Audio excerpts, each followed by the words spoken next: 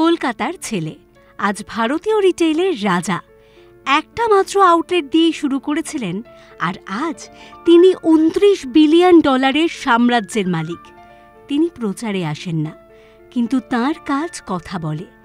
আজ জানুন ডি মার্টের প্রতিষ্ঠাতা রাধাকিষণ দামানির অসাধারণ গল্প।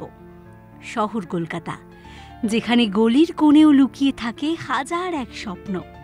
এক সাধারণ মারোয়ারি পরিবারে জন্ম রাধাকিষণ দামানির। রাজস্থানের বিকানের নিজের ভূমি। একসময় দক্ষিণ কলকাতায় কেটেছে তাঁর শৈশব। তার বাবা ছিলেন ব্যবসায়ী, পাশাপাশি স্টক ব্রোকার। কিন্তু ছোট থেকেই রাধাকিষণ দামানি চেয়েছিলেন অন্যরকম জীবন গড়তে। 1970-এর দশকে বাবার মৃত্যুর পর তিনি মুম্বাই চলে যান। সেখানে কলেজ শেষ করে স্টক মার্কেটে পা রাখেন। তাঁর পড়াশোনা এবং ব্যবসার শুরু মুম্বাইতেই। পরে সেখানেই গড়েন সাম্রাজ্য। ওয়ারেন বাফেটের মতো ভ্যালু ইনভেস্টিংয়ে বিশ্বাসী ছিলেন। কখনো প্রচারের আলোয় আসেননি, কেবল নিজের কাজের মাধ্যমেই নিজেকে প্রমাণ করেছেন। 2002 সাল মুম্বাইয়ের পওয়াইতে ছোট এক আউটলেট দিয়ে শুরু হয় ডি মার্টের পথ চলা। তখন কেউ ভাবতেও পারেনি একদিন এই আউটলেট হয়ে উঠবে ভারতের রিটেল বিপ্লবের মুখ।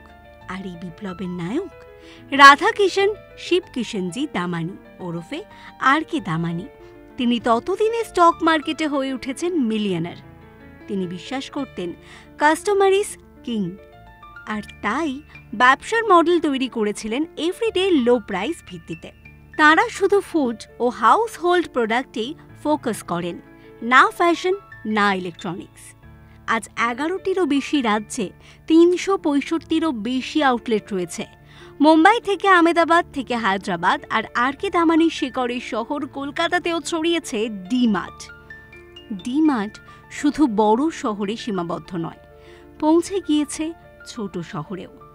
ডি মার্টের business model high volume, low margin, সাশ্রয়ী দামে বেশি পরিমাণ বিক্রি।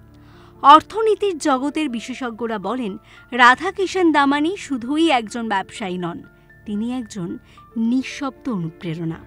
2023-24 সালের ফোর্বস অনুযায়ী তিনি ভারতের অন্যতম ধনী ব্যক্তি, যার সম্পদের পরিমাণ $29 বিলিয়ন ছাড়িয়েছে। কিন্তু তার জীবনযাত্রা এখনও সরল, বিনয়ী। প্রচারের আলোয় থাকেন না, মিডিয়া এড়িয়ে চলেন, কিন্তু তাঁর তৈরি প্রতিষ্ঠান কথা বলে তাঁর হয়ে। 2021 সালে ব্লুমবার্গ বিলিয়নার্স ইন্ডেক্স অনুযায়ী তিনি ছিলেন বিশ্বের 98তম ধনী ব্যক্তি। 2023 সালে IDFC ফার্স্ট হুরুন ইন্ডিয়ার তালিকায় self made entrepreneur of the millennium হিসাবেও সম্মানিত হয়েছেন।